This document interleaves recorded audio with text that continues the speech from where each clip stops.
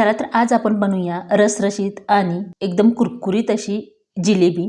तर इथे मी 1 ग्लास मैदा चाळून घेतलेला आहे। त्यामध्ये 1 चमचा बेसन पीठ आणि 2 चमचे दही टाकायचे। चांगलं ते फेटून घ्यायचे आणि परत अर्धा ग्लास कोमट पाणी घेऊन हे पीठ छान असं मळून घ्यायचं आहे किंवा बॅटर ह्याचं तयार करून घ्यायचे। तर अशा प्रकारे थोडं थोडं पाणी टाकायचं म्हणजे जाळी छान येते। एकदम पाणी टाकलं तर ती व्यवस्थित पीठ मळलं जात नाही, त्यामुळे अर्धा ग्लास आपण इथं पूर्ण टाकलेला आहे। त्याला बघा जाळी किती छान आलेली आहे। अर्धा ग्लास पाणी टाकल्याच्या नंतर परत मी पाव ग्लास पाणी घेतलेलं आहे। पाव ग्लास थोडं थोडं टाकून अशा प्रकारे छान बॅटर तयार करून घ्यायचं। 12 तास पीठ फर्मेंट करत ठेवायचं आहे। दुसऱ्या दिवशी सकाळी आपण ही जिलेबी बनवतोय। तर इथं अर्धा ग्लास पाणी टाकून त्यामध्ये 1 ग्लास साखर टाकले। आता ह्याचा 1 तारी पाक तयार करून घ्यायचा आहे आपल्याला। तर पाक एकदम जास्त घट्टसर सुद्धा नसावा। साखर टाकल्याच्या नंतर ह्याला सतत ढवळून घ्यायचं आहे आणि जेव्हा पाण्याचं प्रमाण व्यवस्थित असेल तेव्हा पाक तयार करण्यासाठी जास्त वेळ लागत नाही। तर पटकन चाचणी आपली किंवा पाक तयार होतो। अर्धा लिंबू याच्यामध्ये पिळून घ्यायचं आहे म्हणजे साखर तयार होणार नाही। तर बघू शकता चुटकीवर इथं ऑरेंज कलर टाकलेला आहे, आवडीनुसार तुम्ही टाकू शकता। तर आता इथं तेल गरम करायला ठेवलेलं आहे। तेल गरम होईपर्यंत आपण पुढची प्रोसेस पाहूयात।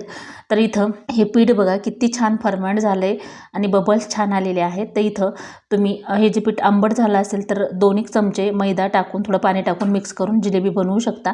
पण इथं मी अगदीच व्यवस्थित असं दही होतं, त्यामुळे हे आंबट बॅटर बिलकुल झालेलं नाही।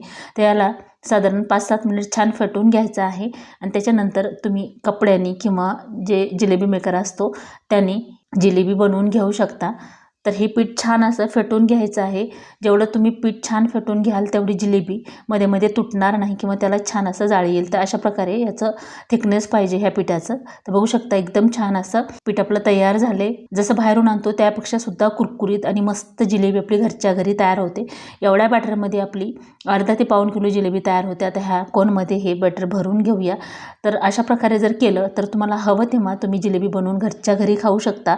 ते ही फ्रेश अशी आणि कोणी पाहुणे आले असतील किंवा कुठली पार्टी असेल तर अशा प्रकारे करू शकता।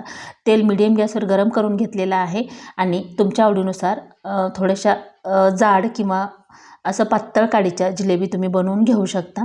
तर इथे मी अशा प्रकारे बनवून घेतलेले आहेत। मीडियम गॅसवर जी मोठी शेगडी असते त्याच्यावर मीडियम गॅस करूनच ह्या जिलेब्या तळून घ्यायच्यात। हाय फ्लेमवर कधीही तळायच्या नाहीत, नाही तर नंतर जिलेबी नम पडू शकते। तर बघा ह्या रंगावर ह्या जिलेब्या आपण छान तळून घेतलेल्या आहेत। आता एका बाजूला कोमट पाक करून ठेवलेला आहे, आपण लगेच त्याच्यामध्ये टाकायचं आणि वरतून थोडंसं दाबून घ्यायचं आहे।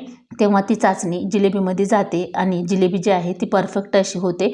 नाही तर जिलेबी जर सोडून दिले तुम्ही तर बिलकुल त्याच्यामध्ये चाचणी मुरत नाही। तर आता बघा जिलेबी चाचणी मुरल्यामुळे पूर्ण जिलेबी खाली बसलेली आहे तळाला। तर अशा प्रकारे झटकीपट अशी आपली जिलेबी तयार झालेली आहे।